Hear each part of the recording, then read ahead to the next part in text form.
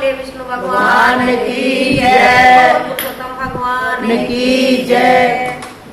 उपवास का फल यानी व्रत करने का क्या फल मिलता है वो आज सुनाई जाएगी।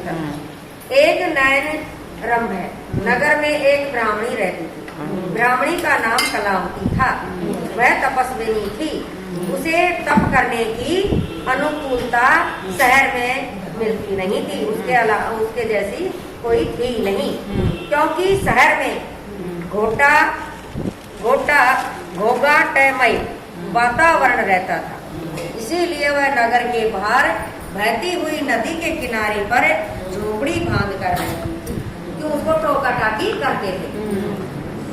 एकांत और शांत वातावरण में जप तप शांति से हो सकते हैं। एकांत में जो जप तप करते हैं उसका फल और भी मिलता है, क्योंकि मन स्थिर रहता है और ध्यान को प्रभुमयी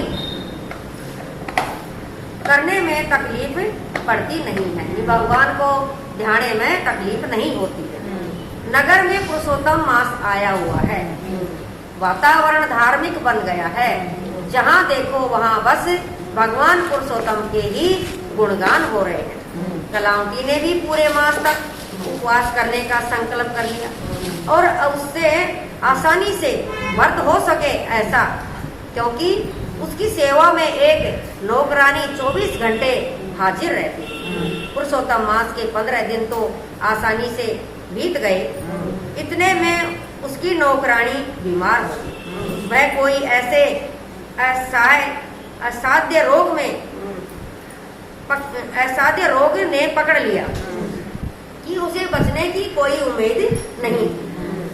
सब डॉक्टर हताश हो गए। कलावती ने उसकी सारवार में कुछ भी कमी नहीं छोड़ी। उसकी देख रेख में कोई कमी नहीं छोड़ी। फिर भी दासी का दर्द धीरे धीरे बढ़ता ही जा रहा और एक दिन जैसे मृत्यु उसके सामने ही खड़ा है ऐसा दिखाई दिया। तब नौकरानी ने अपनी मालकिन को कहा, अब मेरी अंत घड़ी आ गई है। मेरा जीवन ऐसे ही बर्बाद हो गया, क्योंकि जीवन में कुछ भी सत्य कार्य नहीं कर सकती। मैंने पुण्य का भाता भी बांधा नहीं। अब मेरी सदगति कैसे होगी?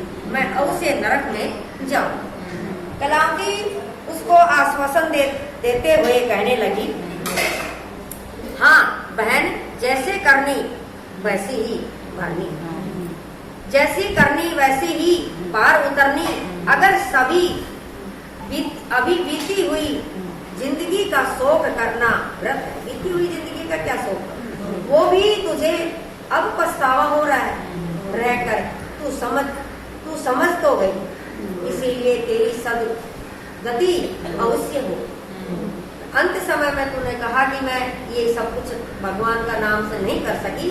अंत समय में तूने इसका स्मरण कर लिया तो तेरी सदगति अवश्य हो। क्योंकि नौकरानी बोली, मुझे अफसोस इस बात का है कि तुम्हारे संग में रहते हुए भी फिर भी मुझे धर्म व्रत करने के लिए कुछ सूझा नहीं, सत्संग का लाभ उठाया नहीं।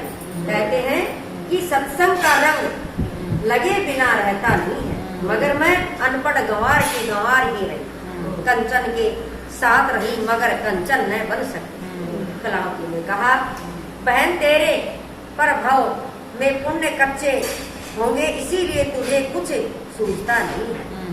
अगर जवानी में तूने प्रभु भक्ति में मन लगाया होता तो अवश्य तेरा जन्म सुधर जाता। कलावती ने कहा, बहन आप जब पुरुषोत्तम मास में उपवास कर रही थी तो उस उपवास का फल मुझे अर्पण कीजिए, इससे मेरा कल्याण होगा। कलावती बोली, तेरी यही इच्छा है, उसे मैं अवश्य पूर्ण करूंगी। इतना कहकर कलावती के हाथ में जल लिया। कलावती ने हाथ में जल लिया और कहने लगी, हे पुरुषोत्तम प्रभु, अगर मैं सच्चे मगन से आपके व्रत उपवास कभी किया हो तो इसमें से एक दिन का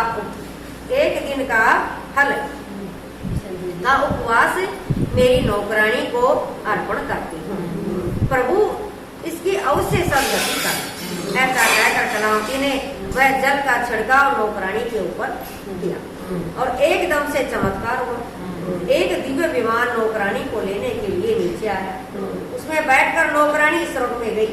वह बहुत समय सुख भोग कर नौकरानी काशी नगरी की रानी के पेट से जन्मी और सुख वैभव में जीवन व्यतीत करके अंत में कैलाश वासिनी हुई। नौकरानी को कलावती ने एक दिन का उपवास का फल दिया और इसे इतना फल मिला तो जो भाविक खुद पुरुषोत्तम मास में नित्य उपवास करे तो उसको कितना फल मिलेगा, प्राप्त होता है होगा। यह अधिक मास में किया हुआ व्रत का फल अमृत के समान है। जवानी व्रत हुई, किया न धर्म का ध्यान, वृद्ध अवस्था में गई आंख, वचन न सुने कान। बोल विष्णु भगवान की